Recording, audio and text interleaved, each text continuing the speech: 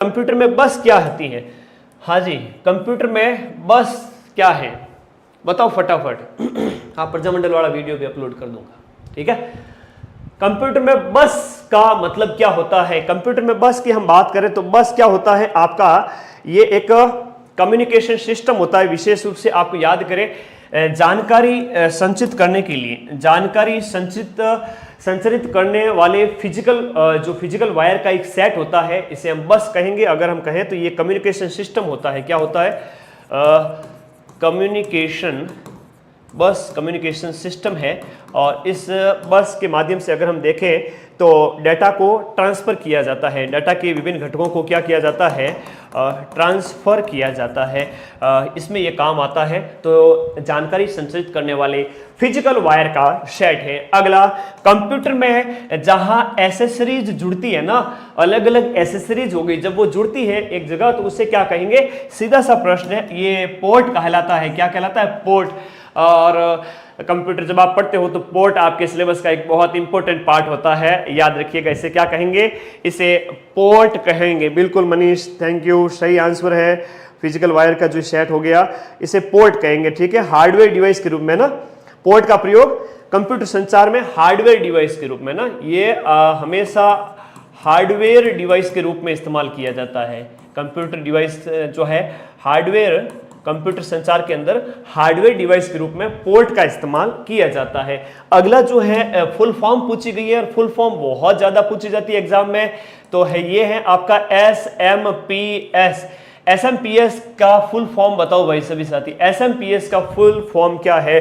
तो ये तो वैसे तो आपका बहुत आसान प्रश्न होना चाहिए अगर आपने थोड़ी सी थ्योरी पढ़ी है, मेरा वाला नोट्स अच्छे से पढ़ रखा है, नोट्स करवा दिए, फिर MCQ करवा रहा हूं, इससे बढ़िया तो क्या चाहिए? पूरा कंप्यूटर आपको 4-5 घंटे में कवर करवा रहा हूं, है ना। क्वेश्चन नंबर 13 का आंसर बच्चा बता रहा है, ए बता रहा है स्विच मोड पावर सप्लाई, है ना। तो देखो, स्विच मोड पावर सप्लाई होता है जिसमें आपका वोल्टेज अगर हाई हो जाए तो उससे आपकी रक्षा के लिए, वोल्टेज जो हाई हो जाए उसमें आपके कंप्यूटर की जो युक्तियां लगी रहती है। तो वोल्टेज अगर हाई हो जाए तो आपके कंप्यूटर, देखो मेरा जैसे ये सिस्टम लगा हुआ है ना, इतना मैंने महंगा वाला सिस्टम, ये जो सारे कंप्यूटर हो गए, सिस्टम हो गया, डिजिटल बोर्ड हो गया, बहुत सारी चीज़ें लगवा रखी महंगी महंगी, तो ये सिस्टम उड़े नहीं मेरा हाई करंट आने की वजह से। तो मैंने बाहर अलग से एक सेटअप बॉक्स लगा रखता है, उसको क्या बोलते हैं मेरे दिमाग में नहीं आ रहा है, वो जो है बॉक्स आता है अलग से, जिसके अलग अलग स्विच होते हैं ना, वो अलग से बॉक्स लगा रखा। तो यहाँ वो सारा का सारा चीज़ें जो हाई आएगा करंट तो अपने आप वो स्विच बंद हो जाएगा बाहर से, ठीक है। तो ऐसा कैसे, यहाँ हम कंप्यूटर की बात करें, स्विच मोड पावर सप्लाई है, ये हानि से बचाता है। इसको क्या करता है? हानि से बचाता है, ठीक है। इतना है, याद रखना है। आगे देखिएगा अगला प्रश्न, ये बहुत प्यारा प्रश्न है, इसका आपको मिलान करना है, ठीक है। स्विच मोड पावर सप्लाई, बिल्कुल अजय आंसर दीजिएगा फटाफट। निम्नलिखित का आपको मिलान करना है कि इनपुट डिवाइस क्या है और प्रोसेसिंग यूनिट क्या है, इसका आंसर बताओ फटाफट। देखो, ए के सामने अगर हम बात करें इनपुट डिवाइस क्या है, ये टच स्क्रीन इनपुट डिवाइस है। बहुत बहुत प्यारा प्रश्न है, और ये प्रश्न पूछा गया है कि टच स्क्रीन क्या है। बहुत इंपॉर्टेंट प्रश्न है, वापस से बता रहा हूं। टच स्क्रीन, आप अपने फोन को चला रहे हो, टच कर रहे हो, एक पॉइंटर डिवाइस के रूप में इसका इस्तेमाल कर रहे हो, वो क्या है? इनपुट दे रहे हो, वो इनपुट डिवाइस है। एग्जाम में पूछा गया प्रश्न है, वेरी वेरी इंपॉर्टेंट क्वेश्चन है। टच स्क्रीन क्या है? आपका इनपुट डिवाइस है टच स्क्रीन।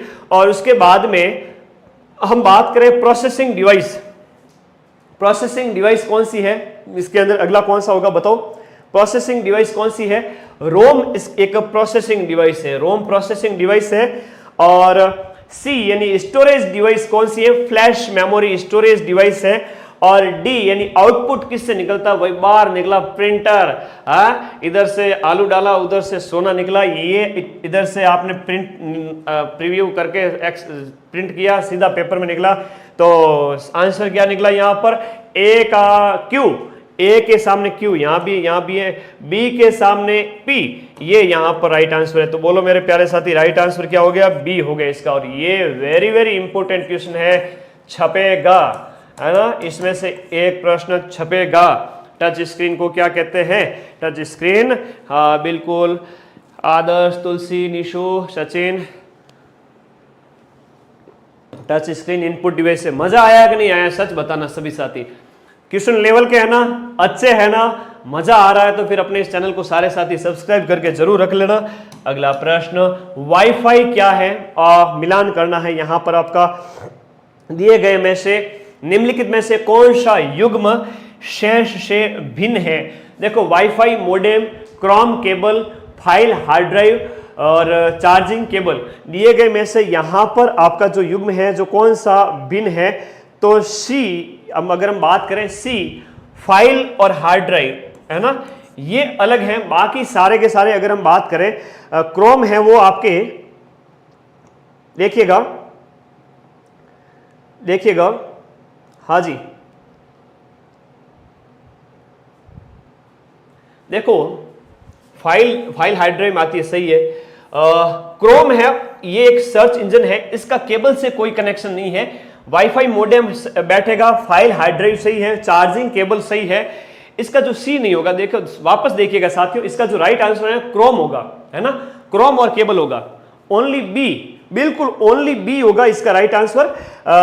ये आपका वेब ब्राउजर है। क्रोम क्या होता है? क्रोम एक वेब ब्राउजर है ना, गूगल क्रोम आप सभी चलाते हैं, ये वेब ब्राउजर है, ये वेब ब्राउजर है जिसका केबल से कोई कनेक्शन नहीं है, वाईफाई मोडेम है और फाइल हार्ड ड्राइव है। तो केवल और केवल ऑप्शन क्या हो गया? बी, है ना, केवल और केवल ऑप्शन बी यहां पर राइट है।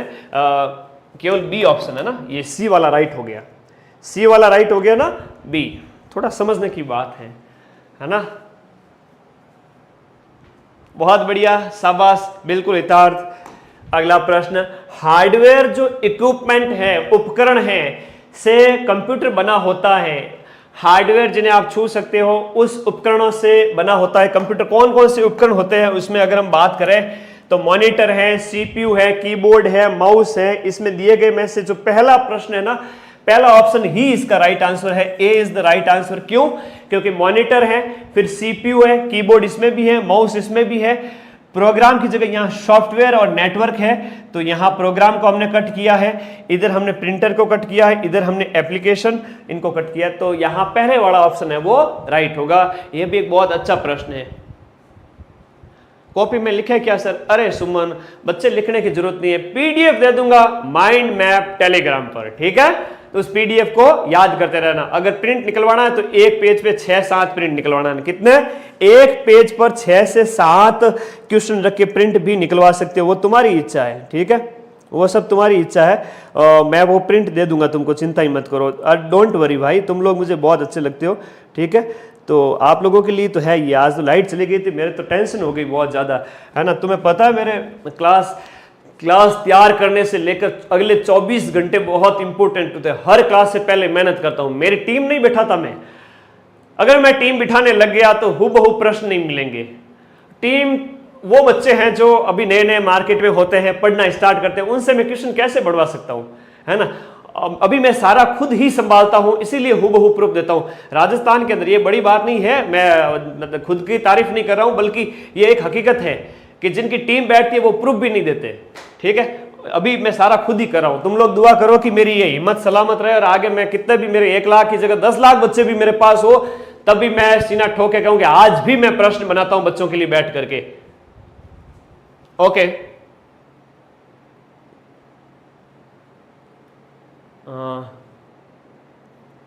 चलो ठीक है। हाँ सूरज सर, ठीक है, थैंक यू, उनका भी ठीक है। तुमने अच्छा पढ़ा है, तुम्हारा पेपर अच्छा होगा प्रोफेसर वाले एग्जाम में, ठीक है। हमारे मित्र ही हैं वो। आगे देखिएगा, कंप्यूटर के संदर्भ में सॉफ्टवेयर का अर्थ क्या है? आप कंप्यूटर की बात कर रहे हो और सॉफ्टवेयर की बात कर रहे हो। एक बार वापस देखिए, सॉफ्टवेयर नहीं पूछ रहा सर, हार्डवेयर पूछ रहा है। आंसर सी होगा। दीपेश कौन सा कह रहा है? एक सेकंड दीपेश, एक सेकंड बच्चे, शेयर में कोई कमी नहीं रहनी चाहिए। किसका बात कर रहे हो, किसकी बात कर रहे हो, किसकी बात कर रहे हो? हाँ, पहले इसका आंसर भाई ए ही होगा, है ना। इसका आंसर ए ही होगा प्यारे बच्चे। सॉफ्टवेयर और नेटवर्क ही होगा, इसमें ए ही होगा दीपेश, है ना। दीपेश तुमने क्लास में डिस्टर्ब काहे कर रही है? देखो आगे देखो, कंप्यूटर के संदर्भ में सॉफ्टवेयर का मतलब, देखो सॉफ्टवेयर क्या होता है? सॉफ्टवेयर प्रोग्राम है। अब सॉफ्टवेयर की भी अलग अलग नाम है, चलो मैं आप लोग कंफ्यूज नहीं हो इसलिए मैं सॉफ्टवेयर के अलग अलग नाम आपको बता देता हूं। कंप्यूटर के संदर्भ में सॉफ्टवेयर की हम बात करें, इससे प्रोग्राम एप्लीकेशन भी कहेंगे, इसे आप प्रोग्राम कह दो, सॉफ्टवेयर को आप प्रोग्राम भी कह सकते हो, इसे आप एप्लीकेशन भी कह सकते हो, इसे आप प्रोग्राम भी कह सकते हो, एप्लीकेशन भी कह सकते हो, ये एक ही बात है। तो यहां पर क्या हो गया, कंप्यूटर प्रोग्राम है, सॉफ्टवेयर क्या होता है, प्रोग्राम होता है। बहुत सारे सॉफ्टवेयर इंस्टॉल करवाए, मेरा जीव जानता है, ठीक है। तो जो ये सामने जो ये दिख रहा है ना, ये डिजिटल बोर्ड, इसकी प्राइस 50,000 एक्स्ट्रा लग गई एक बढ़िया वाला सॉफ्टवेयर डलवाने की वजह से। समझ रहे हो तुम इस बात को?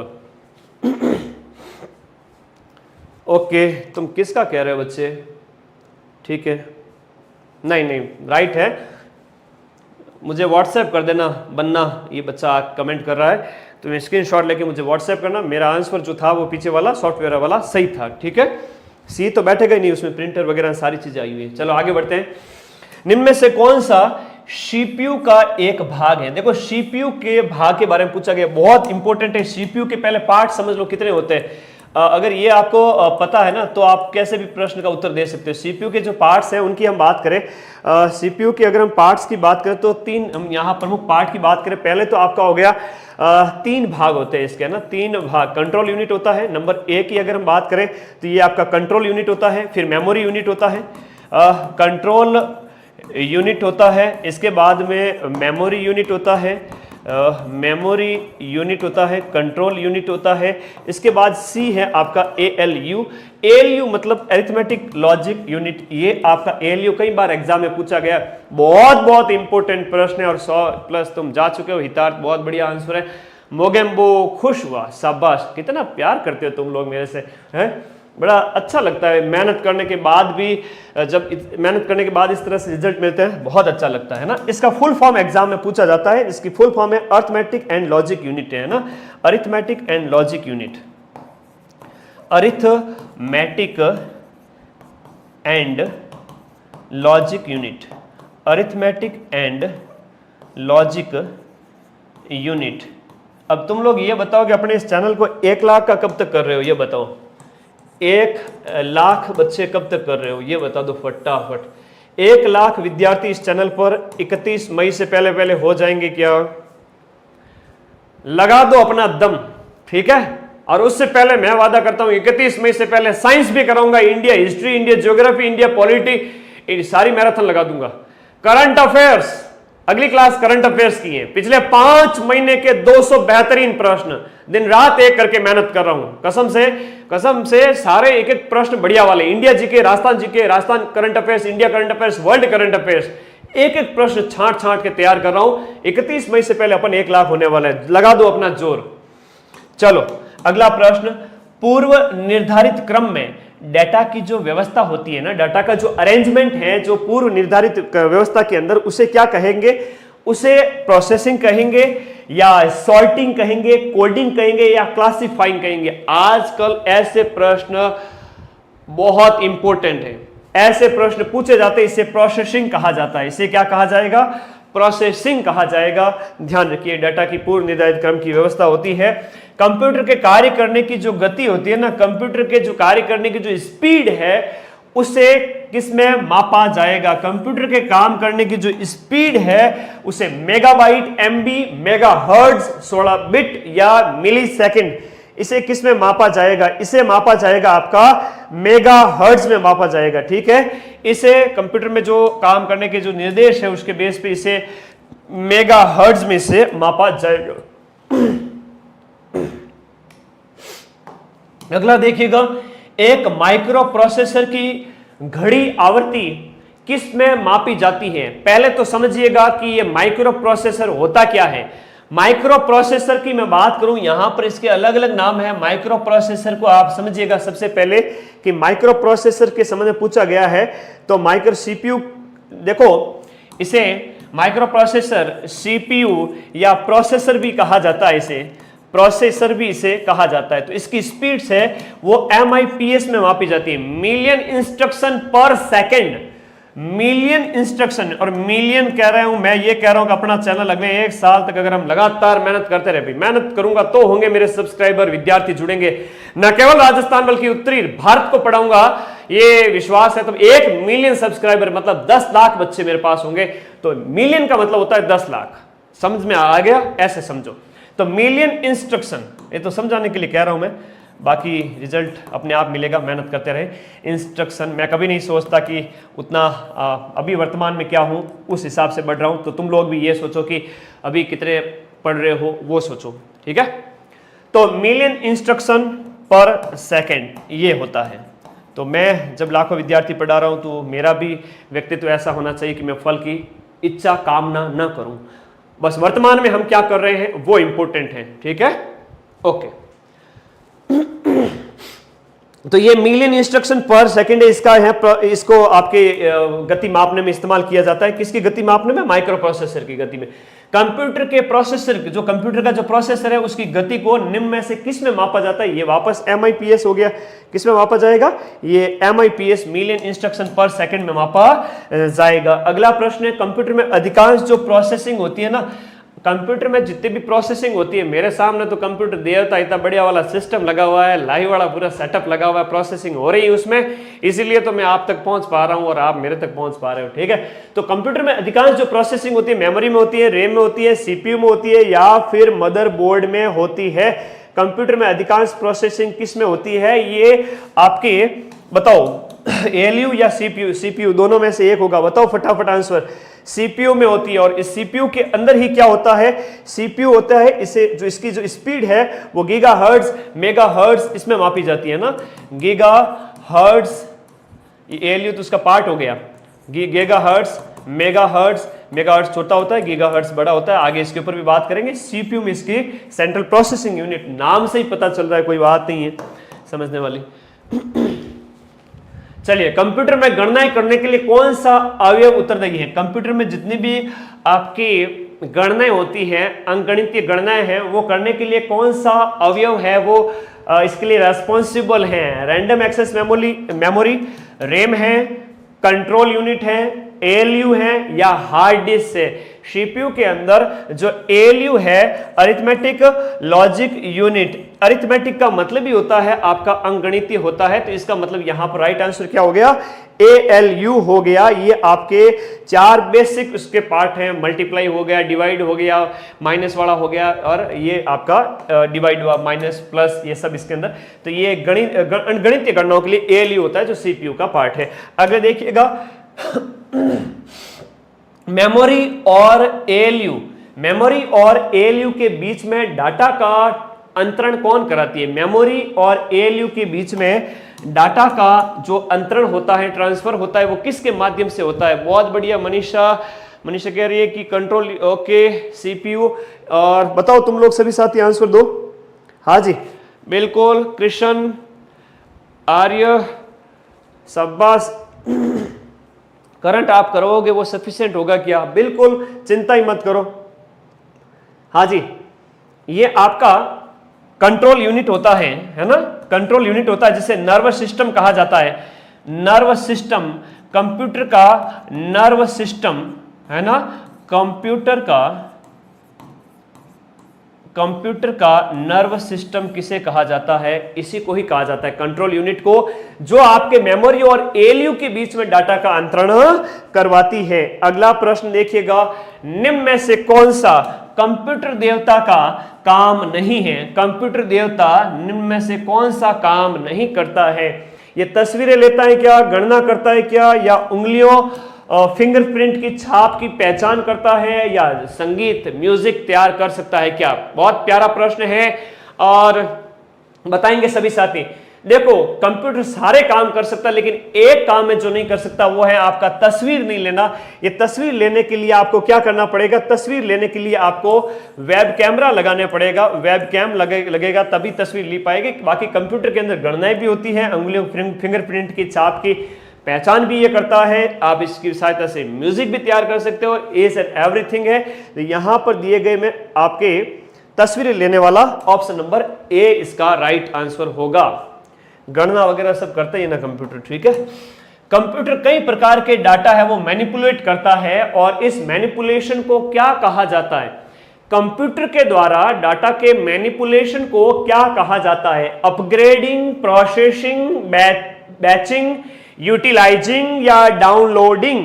और आज के टाइम में तो देखो आपके ऑप्शन ई आएगा अनुत्तरित, तो मैं तो कहूंगा कि आप नेगेटिव मार्किंग है 1/4 कांस्टेबल वाले एग्जाम में, तो जिन प्रश्नों को नहीं आए लास्ट में 10-15 जितने भी प्रश्न बने उन सब में 5वां विकल्प भर देना, ठीक है। तो यहां जो है वो प्रोसेसिंग होगा, इसका राइट आंसर क्या होगा, प्रोसेसिंग। वैसे तो यहाँ 5 ऑप्शन दिए हैं मैंने, प्रोसेसिंग होती है, डाटा का मैनिपुलेशन क्या होता है, प्रोसेसिंग होती है।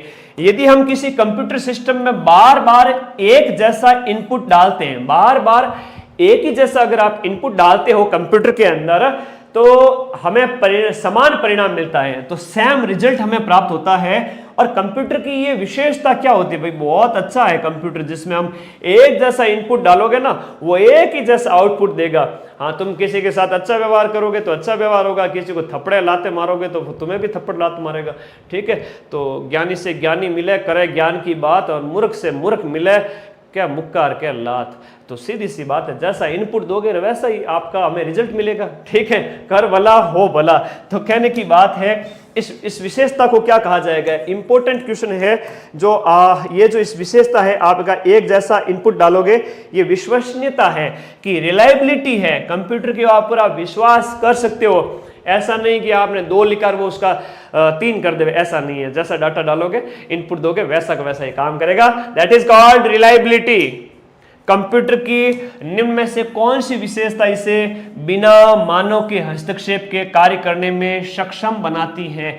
मानव की आवश्यकता ही नहीं है, विदाउट ह्यूमन ये काम कर सकता है कुछ कुछ, जिसमें हम क्या कहेंगे, इसकी जो मानव हस्तक्षेप के बिना काम करने की जो विशेषता है उसे क्या कहेंगे, ये आपका ये ऑटोमेटिक जो है इसको हम कहेंगे ऑटोमेटिक मोड कहेंगे, जिसमें क्या होता है, एक बार अगर हमने इसके अंदर निर्देश यानी कि जो इंस्ट्रक्शन अगर हमने इसको फीड कर दिए, निर्देश के अनुसार ये कार्य करेगा, है ना। एक बार इंस्ट्रक्शन फीड हो गए तो निर्देश के अनुसार ये काम करना चलेगा, that is called automatic mode. तो सीधी सी बात है।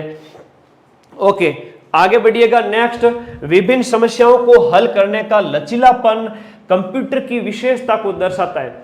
कई सारी प्रॉब्लम्स होती हैं जिसमें कंप्यूटर लचीलापन, फ्लेक्सिबिलिटी दिखाता है कि इजी है। लचीलापन कंप्यूटर की जो विशेषता है, विभिन्न समस्याओं को हल करने का लचीलापन, ये कंप्यूटर की एक विशेषता है, इसे हम क्या कहेंगे। और ऐसा प्रश्न आजकल पूछा जा रहा है, ट्रेंड जो मैंने देखा है, ऐसा प्रश्न पूछा जा रहा है विगत 2-3 साल में, इसे क्या कहेंगे। देखो, बहुत सारी प्रॉब्लम है, बहुत सारी समस्याएं होती है, तो उनका प्रॉब्लम करना पड़ेगा। तो वर्सेटाइलिटी है ना, ये वर्सेटाइल है कि बहुत सारे ये ऑलराउंडर की भूमिका निभा सकता है, वर्सेटाइल है, बहुविज्ञता इसे कहा जाएगा। ये विशेषता बहुविज्ञता कहलाएगी। फ्लिकिंग कर ना, ये बहुविज्ञता कहलाएगी। वैक्यूम ट्यूब, अब देखो कंप्यूटर के परिचय को, कंप्यूटर के विकास को हम पढ़ रहे हैं, ध्यान दीजिएगा मेरे साथियों। बहुविज्ञता हो गया। जो वैक्यूम ट्यूब होती है, जो ट्रांजिस्टर है, इससे स्थानांतरित किए गए थे। वैक्यूम ट्यूब है वो ट्रांजिस्टर से स्थानांतरित किए गए थे। वैक्यूम ट्यूब की जगह ट्रांजिस्टर, ये आपके यहां पर कौन सी पीढ़ी की विशेषता है, तो वैक्यूम ट्यूब को ट्रांजिस्टर से स्थानांतरित, ये दूसरी पीढ़ी की विशेषता है, जहां वैक्यूम ट्यूब को ट्रांजिस्टर से स्थानांतरित किया गया। पहले वैक्यूम ट्यूब थी, बाद में ट्रांजिस्टर आ गया। ये जो कंप्यूटर की पीढ़ी थी, ये सेकंड पीढ़ी थी, जहां पर आपके ट्रांजिस्टर का प्रयोग किया गया। किसकी जगह, ट्यूब की जगह ट्रांजिस्टर आ गए थे, ट्यूब से ट्रांजिस्टर आ गए, फिर धीरे धीरे विकास होता है। आगे देखिएगा, जो चार्ल्स बेबेज महोदय हैं, जिनका नाम आप कंप्यूटर जब पढ़ते हो तो हमेशा पढ़ते आ रहे हो बचपन से ही, तो चार्ल्स बेबेज द्वारा डिजाइन किया गया जो पहला यांत्रिक कंप्यूटर, अब चार्ल्स बेबेज द्वारा जो तैयार किया गया पहला यांत्रिक कंप्यूटर है, उसे क्या कहा गया था, इसे एबेकस कहा गया था। आप लोग, मुझे पता है मैक्सिमम एबेकस आंसर दोगे। क्या मैं गलत हूं? अगर मैं गलत हूं तो मुझे गलत प्रूव कर लो और सही उत्तर दे दो।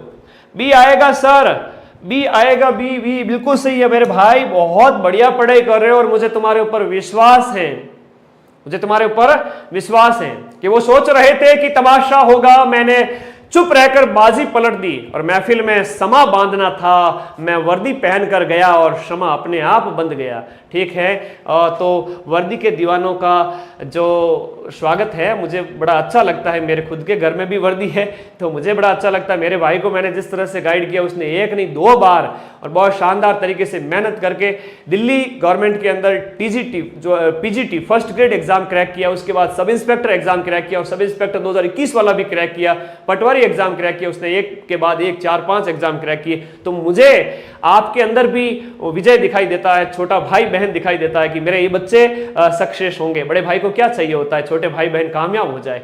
तो प्लीज आप मेरे इस इच्छा को पूरी कर रहे हैं और आपकी मेहनत सही है, बहुत बढ़िया, शाबाश, आपकी मेहनत राइट डायरेक्शन में है।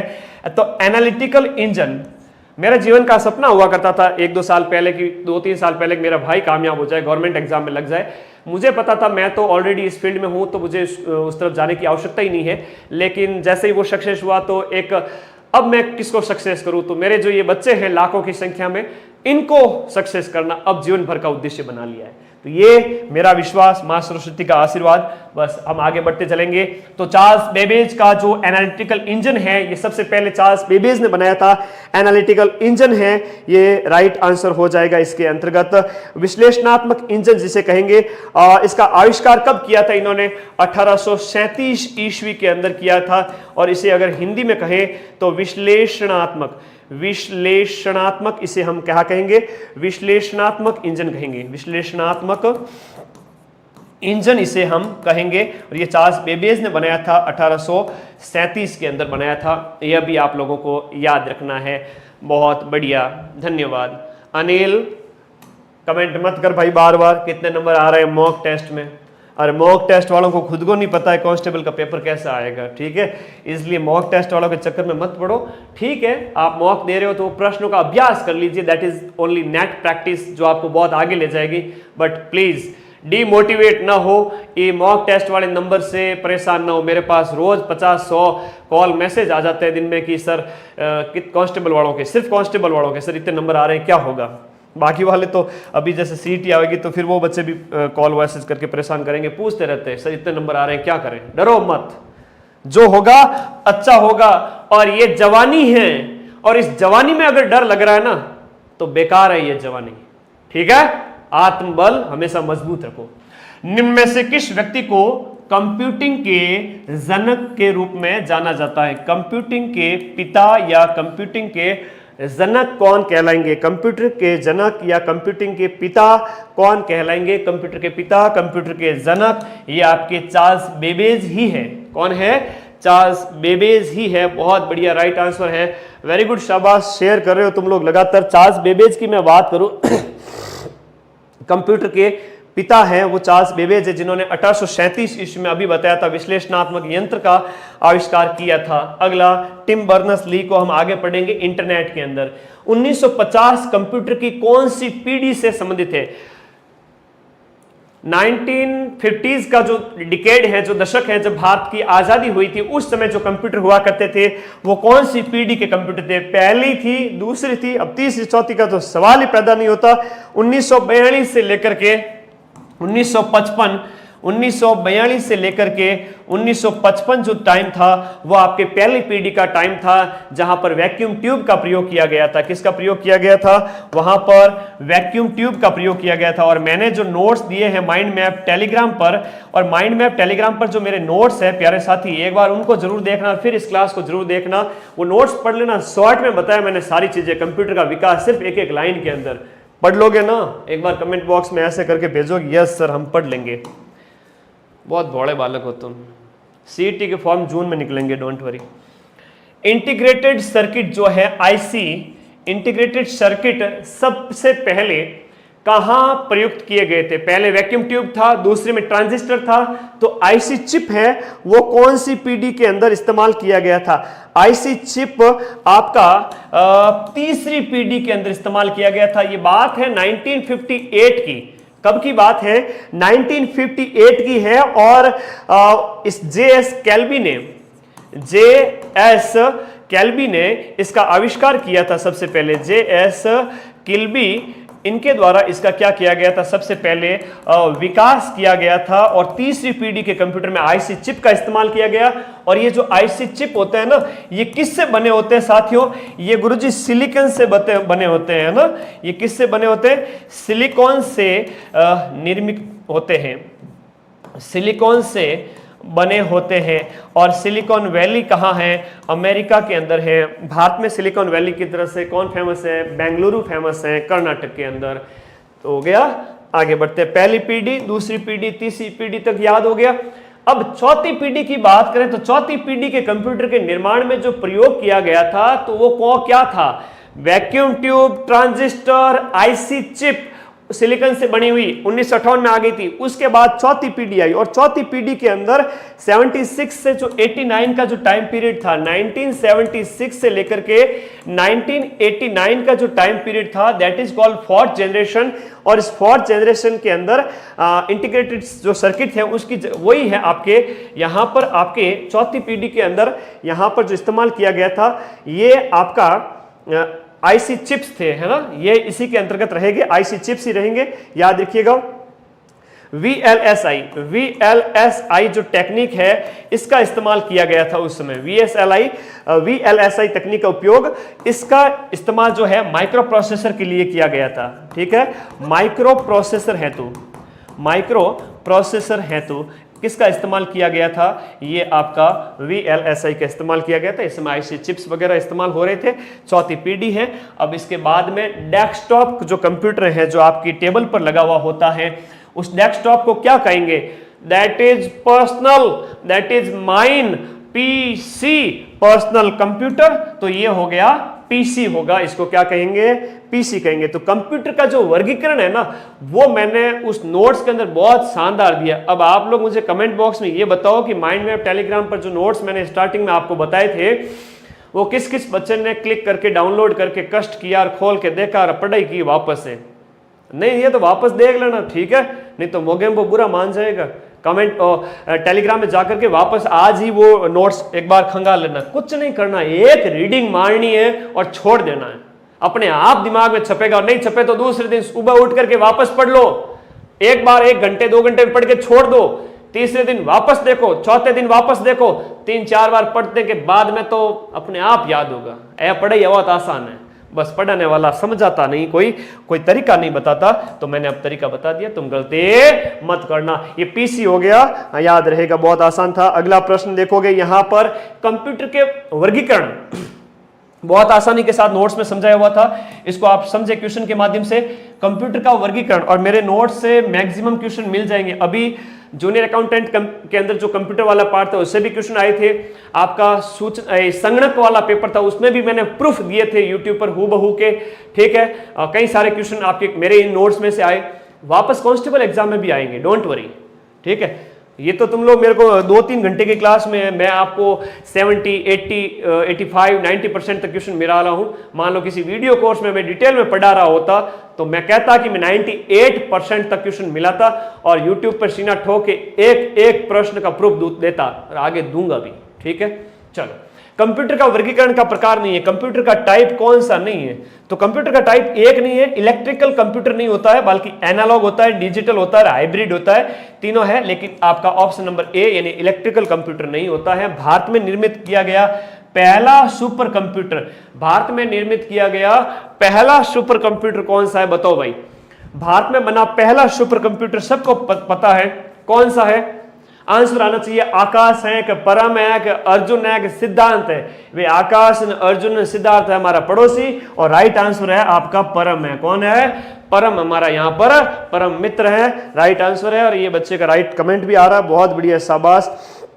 देखिएगा आकाश, ये हो गया, परम हो गया। लेकिन परम को किसने विकसित किया? शी-डैक ने विकसित किया है ना। ये अगला प्रश्न शी-डैक के ऊपर ही आ गया।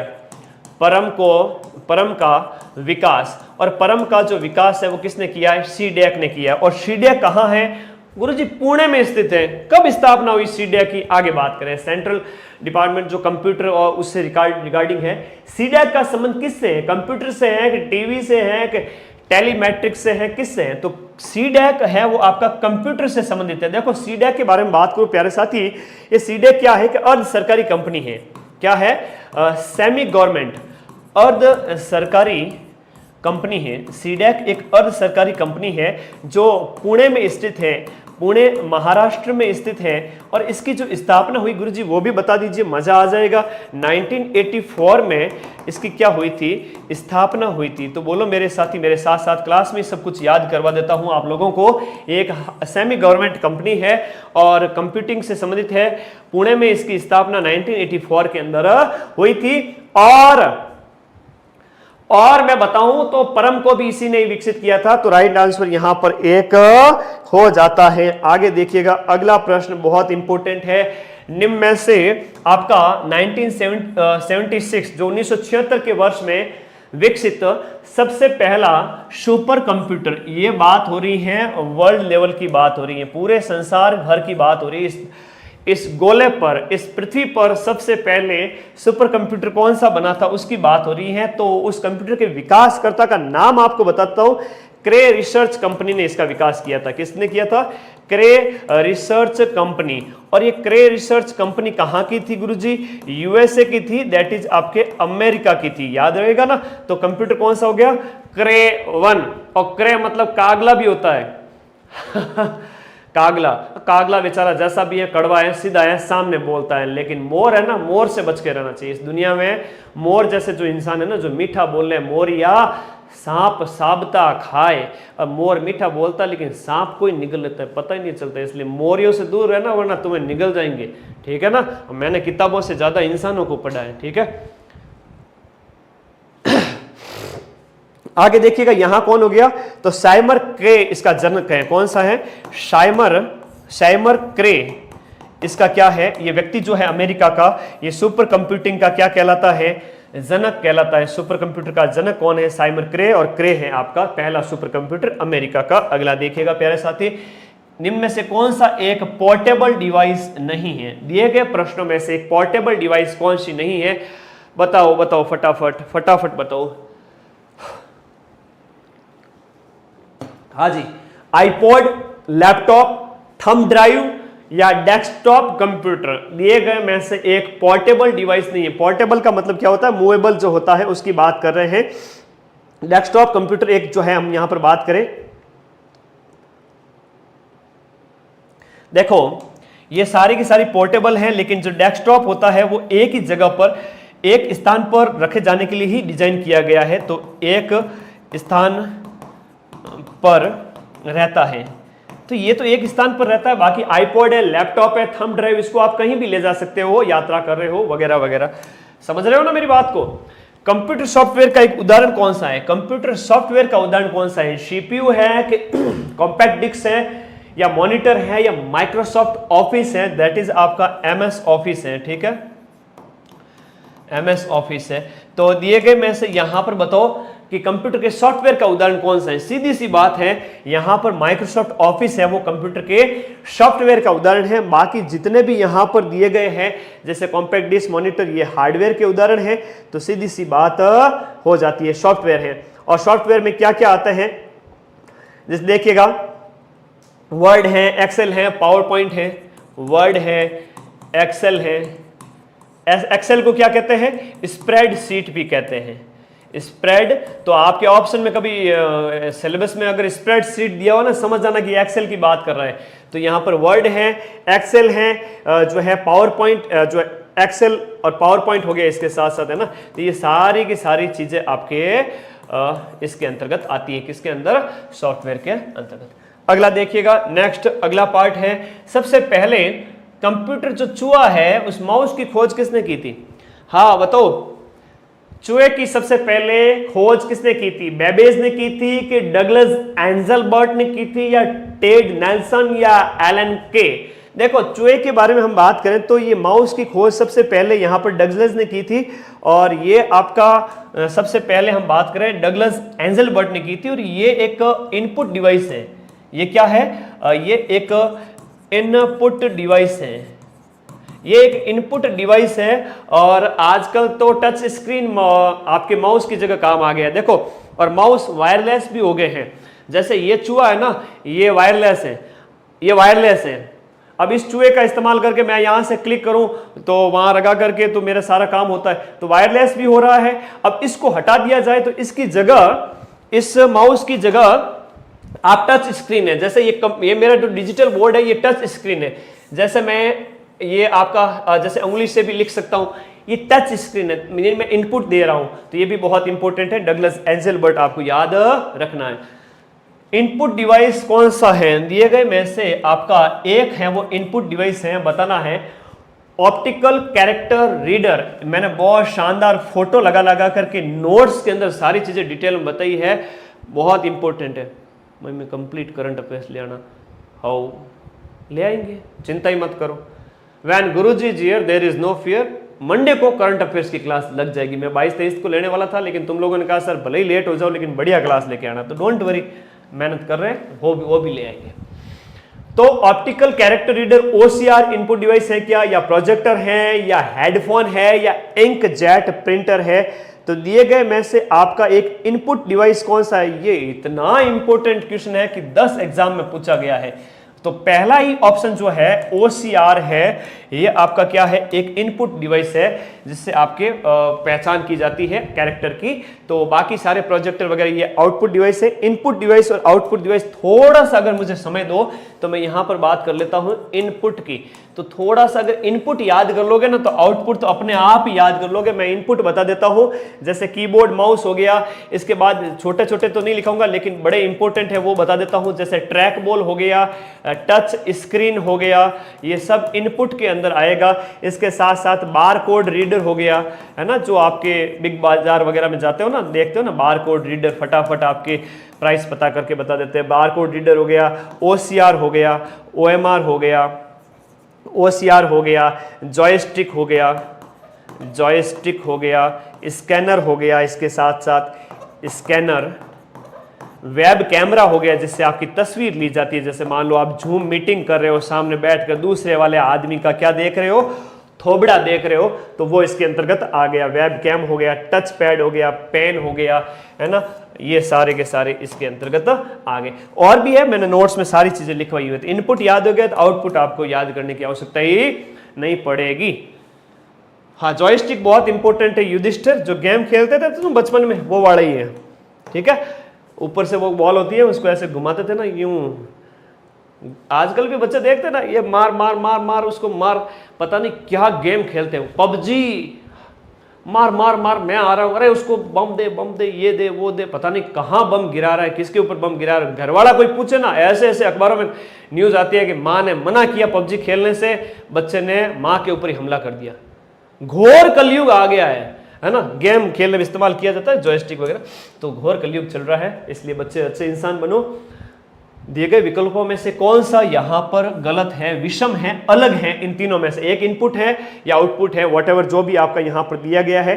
तो दिए गए ऑप्शन में से यहां पर देखो, ट्रैक बॉल है, कीबोर्ड है, माउस है, ये सारी की सारी क्या है, इनपुट डिवाइस है। लेकिन एंटीवायरस क्या है, एंटीवायरस एक सॉफ्टवेयर होता है। एंटीवायरस क्या होता है, एक सॉफ्टवेयर होता है, सॉफ्टवेयर, है ना, वेयर जिसके सॉफ्टवेयर। और आजकल तो जो बग वगैरह होता है, जो वायरस वगैरह होता है, उनके नाम है बहुत इस प्रकार से, रैंसमवेयर है। और अभी संगणक वाले पेपर के अंदर आया था, मेरे नाम से सर्च कर लेना, एक क्लास मिल जाएगी जिसमें पिछले 1-2 साल के करंट अफेयर्स, ये कंप्यूटर के क्वेश्चन भी करवाए थे। तो रैंसमवेयर हो गया, मालवेयर हो गया, ये सब क्या है, कंप्यूटर वायरस के प्रकार है।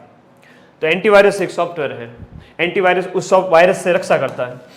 इनमें से कौन सी टच स्क्रीन टेक्नोलॉजी का प्रकार नहीं है। देखो, टच स्क्रीन टेक्नोलॉजी सबसे पहले तो ये किसके अंदर आती है, ये आती है आपके इनपुट के अंदर आती है टच स्क्रीन। लेकिन टच स्क्रीन टेक्नोलॉजी के भी प्रकार हैं। तो टच स्क्रीन के प्रकारों को आप समझिएगा। टच स्क्रीन की बात करें तो टच स्क्रीन के अंदर प्रकारों के अंदर यहां पर दिए गए ऑप्शन में से जो है, जो ये आपका RAW रॉ है ना, ये इसका प्रकार नहीं है। बाकी कैपेसिटिव है, रेजिस्टिव है, स्ट्रेन गेज है, ये सब किसके प्रकार है, टच स्क्रीन है। इसके अलावा क्या है, SAW है। SAW को कहते हैं surface acoustical wave. Surface acoustical wave क्या कहते हैं इसको, surface acoustical surface acoustical wave, surface acoustical wave, ये भी इसके टच स्क्रीन के ही पार्ट है।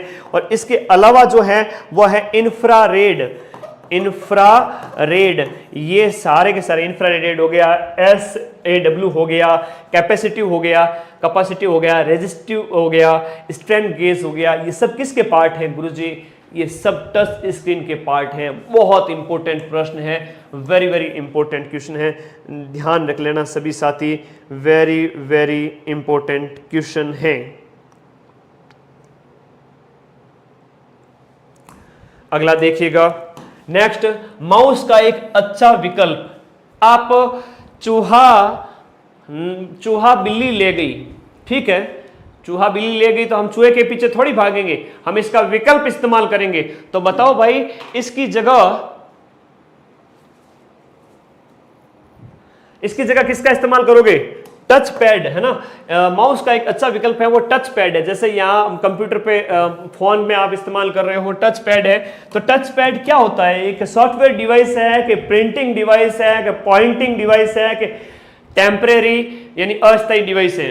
सी गुरुजी राइट है, बहुत बढ़िया, शाबाश। ये एक पॉइंटिंग डिवाइस है, एक पॉइंटिंग डिवाइस है। जैसे पॉइंट क्लिक करके किसी काम को हमें करना होता है तो पॉइंटिंग डिवाइस है, जो माउस की तरह काम करता है, एक पॉइंटिंग डिवाइस है। याद रखिए, इसका प्रयोग हम बैंक में भी करते हैं, और अलग अलग, जैसे आपके स्मार्टफोन वगैरह हो गया, स्मार्ट डिजिटल बोर्ड हो गया, स्मार्टफोन हो गया, डिजिटल बोर्ड हो गया, जैसे मैं ये चला रहा हूँ, बैंकिंग कार्यों के लिए इसका इस्तेमाल वगैरह किया जाता है। तो सीधी सी बात है। अगला प्रश्न, कंप्यूटर जो मॉनिटर है ना, उसको किस नाम से जाना जाएगा? जैसे मेरे सामने ये टीवी लगी हुई बड़ी सी, जिसमें मैं पढ़ा रहा हूँ, डिजिटल बोर्ड है, या मेरे सामने जो पीसी पड़ा है, इसको किस और नाम से जाना जाएगा? भाई ये वीडियो डिस्प्ले है ना, वीडियो को प्रेजेंट करता है। अब इसके सामने मेरा थोबड़ा आपको दिख रहा है इसके अंदर? हाँ गुरुजी दिख रहा है, तो वीडियो डिस्प्ले है यार, कोई दिक्कत वाली बात नहीं गुरुजी, बहुत आसान है, समझने वाली बात है। ये वीडियो डिस्प्ले टर्मिनल है ना, ये क्या कहलाएगा? वीडियो डिस्प्ले यूनिट कहलाएगा, जहां गुरुजी का चेहरा हमें दिखता है। वीडियो डिस्प्ले यूनिट, वीडियो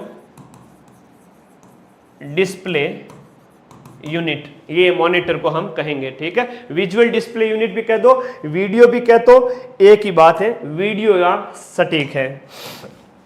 एक टेक्स्ट की पंक्ति के शुरुआत में जाने के लिए कौन सी कुंजी दबाओगे?